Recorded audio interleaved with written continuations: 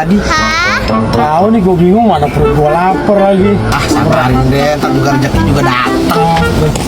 Tuh bang, itu ada bang Kumis sama abang Jeki bang. Iya.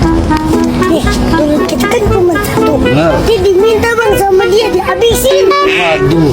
Yaudah kalau begitu kita makan bareng-bareng aja nih. Ah, nanti habis tanggung jawab abang nih. Kita beli lagi nih. Assalamualaikum. Tuh kan, gua kata apa? Rezeki nggak kemana? Ayo sini, sini duduk balik. Gue udah bersihin dari tadi sih. Tungguin. Aduh, Lumayan. Kalau makanan aja cepet. Assalamualaikum kagak dijawab. Sini bang duduk. Tolong dikit nih, gua duduk baru separuh. Oh dikira nasi warteg separuh.